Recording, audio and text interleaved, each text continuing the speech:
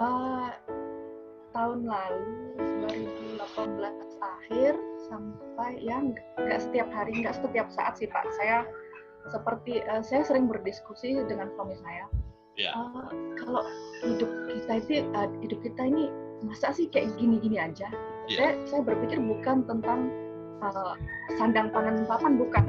Tapi lebih lagi Yesus itu mau apa sih dalam hidup kita? Baik. Saya sering seperti itu.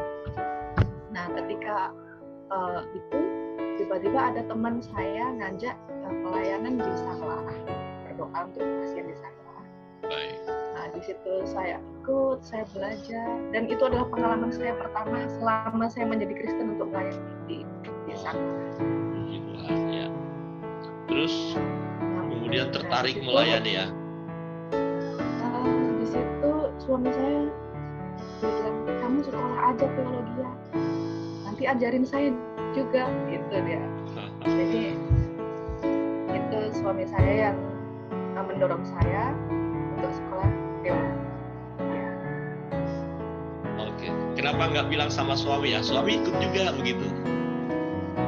Sudah, saya bilang kita berdua saja. Cuman dia bilang otak saya sudah nggak bisa kalau suruh berpikir banyak.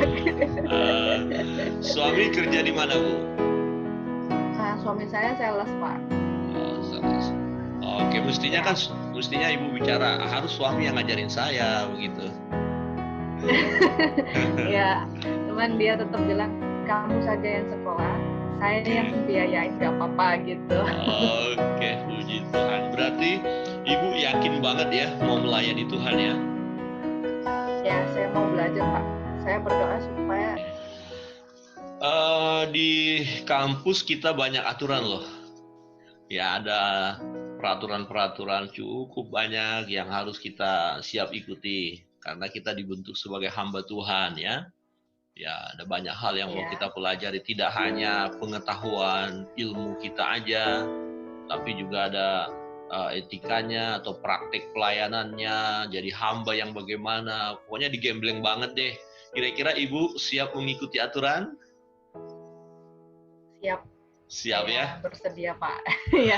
Iya, kadang-kadang ya memang berat loh ya, karena ada pengalaman Bapak dulu masuk kami tahun 90 ya, 45 orang, selesai mungkin cuma 12 orang.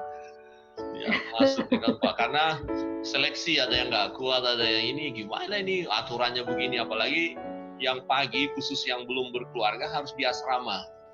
Yang pagi, jadi harus hidup di asrama. Tapi kalau udah berkeluarga, tidak harus di asrama. Jadi nanti harus kembali ke keluarga. Nah, kita juga, Ibu, nanti tetap ada wajib melayani.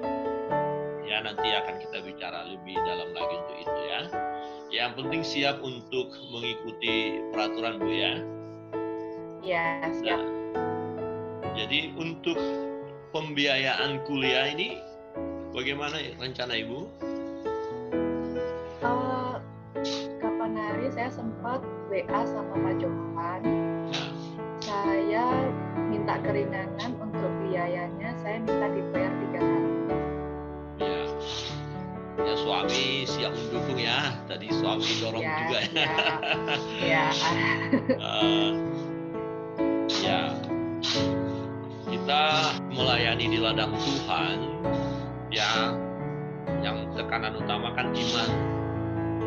Ya, kadang-kadang kita berpikir harus siap semua, nah baru maju. Ternyatanya enggak, ada juga orang yang sudah siap semua ternyata enggak berhasil. Tapi ada yang ya memaksakan diri lah istilahnya ya, bukan karena hidup berkelebihan, tapi ada yang diatur sedemikian rupa. Nah, ternyata itu yang berhasil. Dan kita melihat mujizat-mujizat dari Tuhan ya. Ya, baik Ibu Kamiati, terima kasih untuk kita wawancara pada pagi hari ini.